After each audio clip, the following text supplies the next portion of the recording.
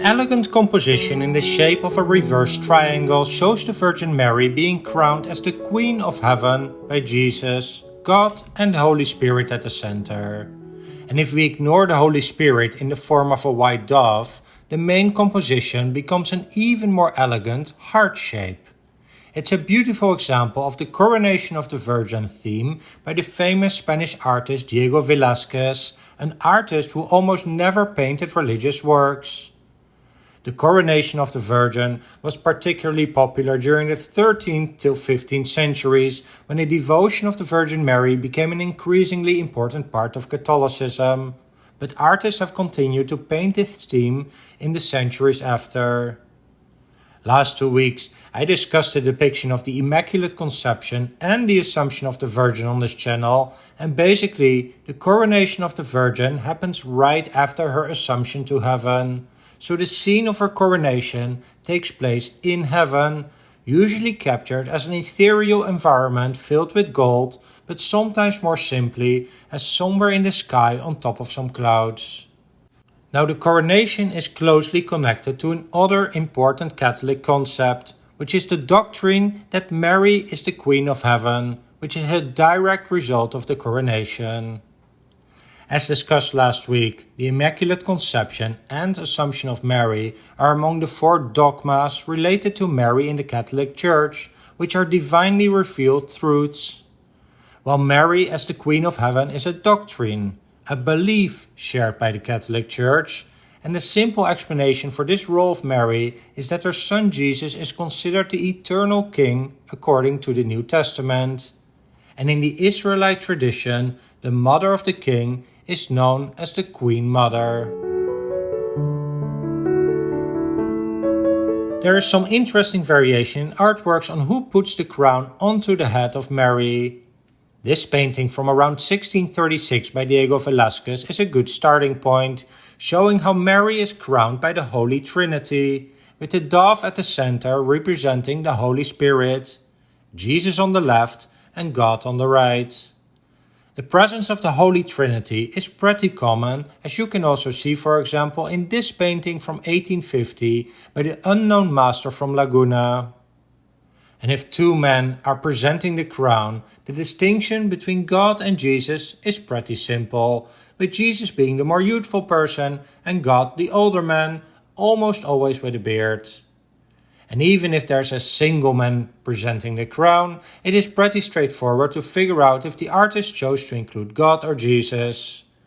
Most commonly, Jesus is the one crowning Mary in these cases, as you can see in these works from the middle of the 15th century by the Italian artist Fra Angelico. Although funny enough, in this last one, he does show Jesus with a beard.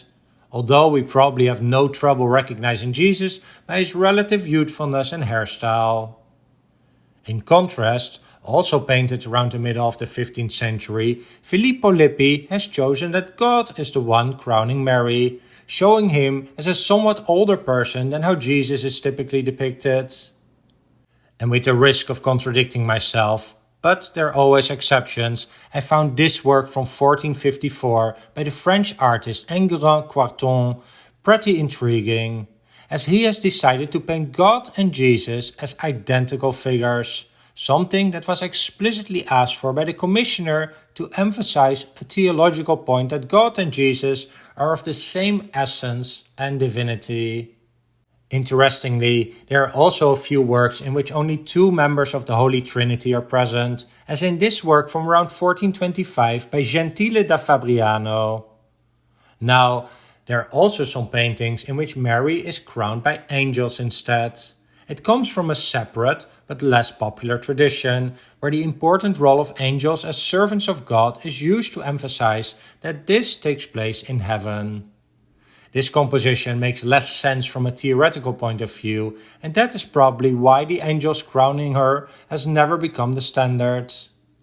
And in many of the works where Mary is crowned by one or more parts of the Holy Trinity, there are always enough angels present to make the point that she is in heaven. Last week's video looked at the Assumption of the Virgin, where many artists combined a scene on earth at the bottom with a heavenly scene on the top. For the Coronation, however, the presence of both worlds is rare. One of the great exceptions, though, is this work from around 1605 by Giulio Cesare Procaccini, showing the coronation scene on top, with Mary's husband Joseph and Saint Francis on the right looking on from earth. The artist made a clear difference in their faces, with the two saints on earth looking naturalistic, while the faces in heaven are clearly idealized. The compositions of the various scenes of the Coronation of the Virgin so far have ranged from very simplistic ones to busy and crowded ones with lots of activities going on. One logical distinction between these compositions is the purpose of the painting. Many of the coronation scenes have been altarpieces for large churches, and for that purpose, the commissioners often prefer to have impressive, crowded compositions like this work by Filippo Lippi. I could make a separate video about all the things going on here, like the elaborate throne on which God is placed, completely enveloping Mary, the angels on the side holding white lilies symbolizing the purity of Mary, and the many identifiable saints present throughout the composition. In stark contrast is this coronation from around 1420 by Fra Angelico, showing a very simple composition with an angel holding the dress of Mary while Jesus presents her with the crown.